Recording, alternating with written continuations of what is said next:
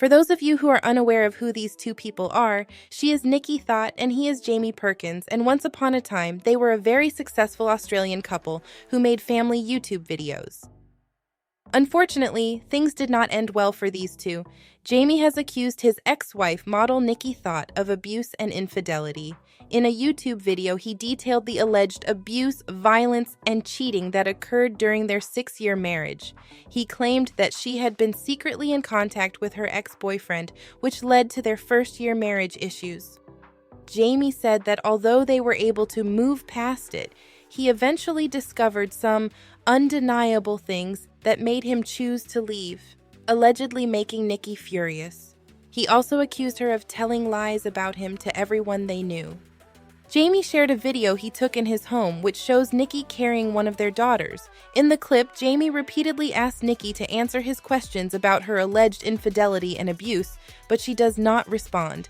"I won't show the video to protect their daughter's privacy." Nikki responded to Jamie with a series of Instagram stories. Please pause to read, or if you're not interested in reading Nikki's 17 posts, I'll read them at the very end of this video, so stay tuned. Basically, Nikki accused Jamie of being dishonest, and she accused him of only showing the portions of videos and conversations where she was reacting to something that he did or said. Again, I'll read her posts at the end of this video. The purpose of this video is to address something that I believe we should all stop doing, and that's idolizing content creators' relationships. Scroll through Instagram and TikTok and other platforms, you'll inevitably see gorgeous influencer couples traveling the world and gushing over each other in captions. At first glance, their relationships seem perfect. But here's the truth. Social media only shows us what people want us to see. Just because two people post cute couple pics does not mean they have a healthy or stable relationship off camera. In fact, I've noticed a troubling pattern of influencer breakups and cheating scandals coming to light after the fact. It makes you realize those picture-perfect relationships often weren't real. Beyond cheating, many influencer couples struggle with the same issues as regular people, fighting, growing apart, etc. Social media simply masks the problems. So next time you catch yourself jealous of an influencer couple, remember that images lie. Focus on building a real, lasting relationship based on trust, not just Instagrammable moments. The healthiest goals to strive for are open communication, mutual respect, honesty, and genuine compatibility, not selfies in Santorini. Now, for those of you who haven't read Nikki's response, I'll read it to you. For the rest of you, thanks for watching. See you on the next video. As I'm reading her reply, please keep in mind that she was 18 when they met and he was 25. I made a video responding to the allegations and was ready to press post, but for the sake of our children, I'm not going to engage in a back and forth online. I'll share context that was missing from his video and leave this subject alone.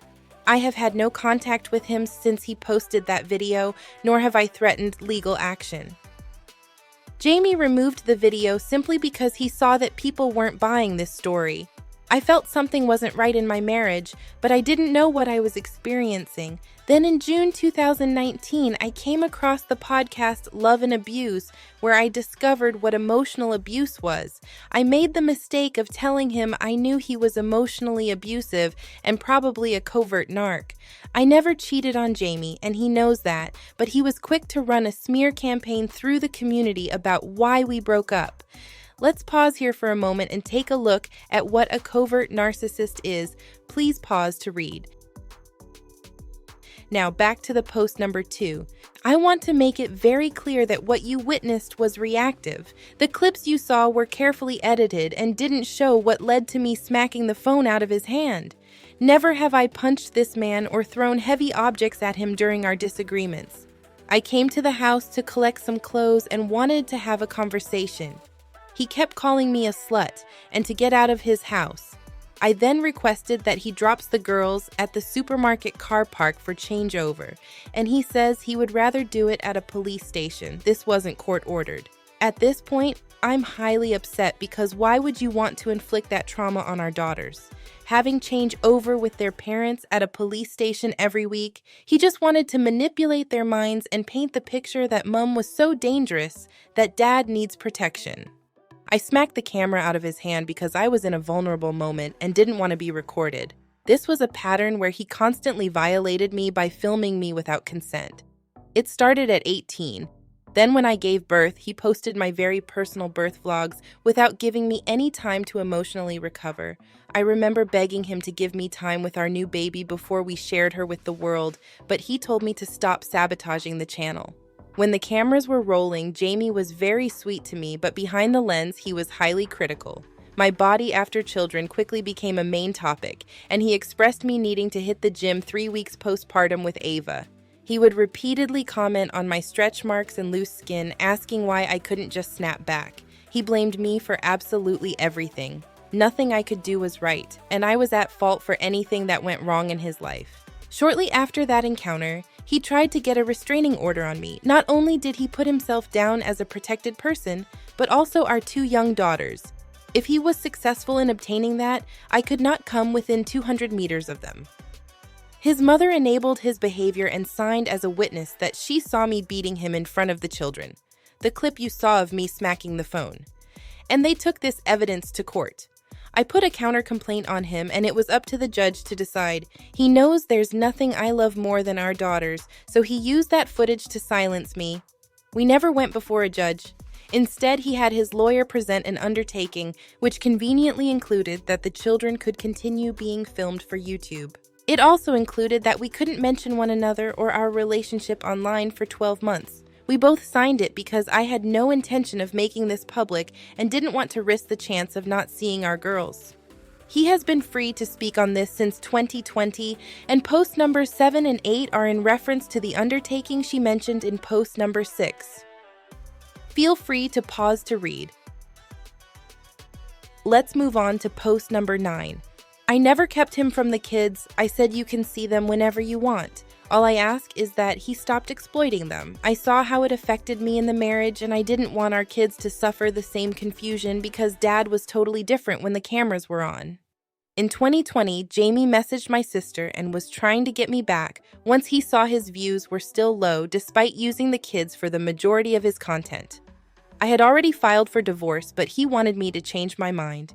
He came to my parents' house, went for a walk, and he told me he wanted his family back. I said no, and our divorce was finalized in December of 2020. Since then, I've been negotiating their online presence and managed to get it down to 1 video a week featuring the kids. This was across all platforms including YouTube, TikTok, and Instagram. I worked very hard to lower their online presence because I saw how it affects them. I initially agreed to him filming with the kids as long as he pays them a percentage, but he refused that offer. He claims I was vengeful, but after I left, he stole the channel, changed password to the business email so I couldn't work with past clients, and changed our bank details on AdSense so the revenue from our past vlogs went to his personal account. He kept the vlogs for himself, leaving me with 0 memories of our children. I requested my full birth videos, but he kept them from me for 3.5 years.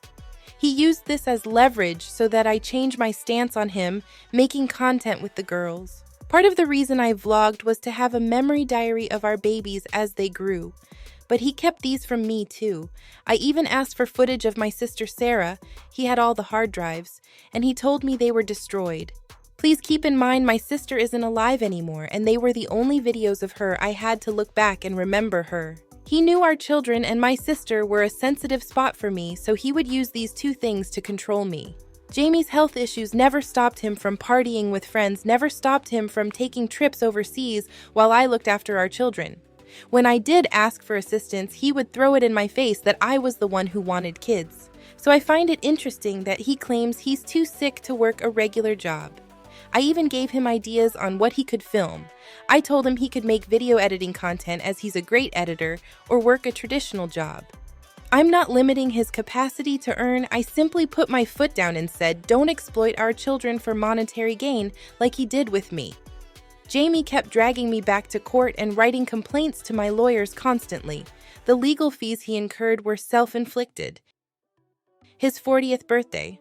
On Jamie's birthday, the girls had school. They mentioned Dad was going to Sydney for his birthday. He was aware she had a dental emergency, so I took the next available appointment, which happened to fall on Friday. I offered for him to take them instead, as it was an emergency, and he said he'd rather take them out for ice cream so he doesn't miss his flight. The appointment was at 5 p.m. I picked the girls up from the local ice cream place at 4:40, and we went to our appointment.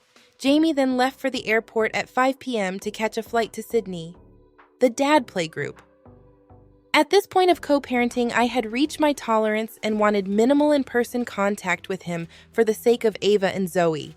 He would always have his phone out trying to bait a disagreement with me because I didn't want them being used in content. I asked him to put Zoe in school on a Wednesday so I could completely avoid contact with him.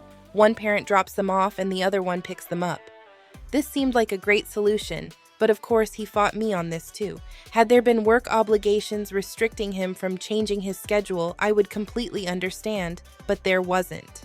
He had only been to this playgroup one time. He could have made other arrangements for the sake of healthy co-parenting.